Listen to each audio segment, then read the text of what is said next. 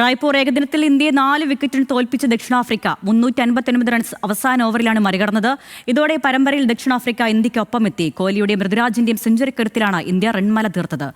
Rujeesh V Raveendran നൽകും sports ഡെസ്കിൽ നിന്ന് വിശദാംശങ്ങൾ. രുജീഷ്, റൺമല കയറിയിട്ടും ഇന്ത്യ തോറ്റു, പരമ്പരയിൽ ദക്ഷിണാഫ്രിക്ക ഇന്ത്യയ്ക്കൊപ്പം എത്തുകയും ചെയ്തു. എങ്ങനെ വിലയിരുത്താം കളിയെ?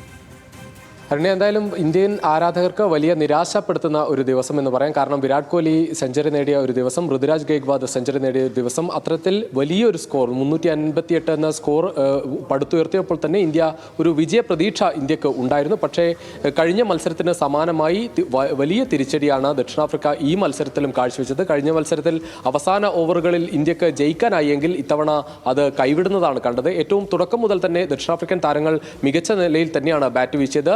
എയ്ഡൻ മർക്രാമിന്റെ ഒരു മികച്ച സെഞ്ചുറി ഉണ്ടായി. അതോടൊപ്പം മധ്യ ഓവറുകളിൽ ബ്രീഡ്സ്കിയും ഡെവാൾ ബ്രവിസും നേടിയ അർദ്ധ സെഞ്ചുറി ദക്ഷിണാഫ്രിക്കയ്ക്ക് മികച്ച ഒരു നിലയിലുള്ള ഒരു റൺ ചേസിലേക്ക് ദക്ഷിണാഫ്രിക്ക എത്തിച്ചു.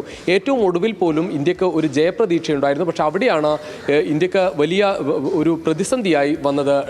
കോർബിൻ ബോഷിന്റെ ഒരു പ്രകടനമാണ്. 15 പന്തിൽ 29 റൺസ് എടുത്ത കോർബിൻ ബോഷാണ് അവസാന ഓവറുകളിൽ ഇന്ത്യക്ക് വലിയ വെല്ലുവിളിയാവുകയും അവസാന ഓവറുകളിൽ 4 പന്തുകൾ ബാക്കി നിൽക്കുകയാണ് ഇപ്പോൾ ദക്ഷിണാഫ്രിക്ക വിജയിച്ചത്. എന്തായാലും മത്സരം, ഈ പരമ്പര ഒരു ആവേശത്തിലേക്ക് മാറുന്നു എന്ന് പറയാം. കാരണം അവസാന മത്സരത്തിൽ വിശാഖപട്ടണത്ത് ശനിയാഴ്ച എത്തുമ്പോൾ അതൊരു ഫൈനൽ പോലെ നമുക്ക് മനസ്സിലാക്കാം. കാരണം ആ മത്സരത്തിൽ ജയിക്കുന്ന ആളുകൾക്ക് പരമ്പര കിട്ടുകയും ചെയ്യും. എന്തായാലും ഇന്ത്യക്കെതിരെ ഇന്ത്യൻ മണ്ണിൽ ഏറ്റവും വലിയ റൺ ചേസ് എന്ന നേരത്തെ ഉള്ള റെക്കോർഡാണ്. അതേ റെക്കോർഡ് തന്നെയാണ് ഇപ്പോഴും ദക്ഷിണാഫ്രിക്ക കുറിച്ചു എന്നതുകൂടി ഈ മത്സരത്തിന്റെ പ്രത്യേകതയാണ്.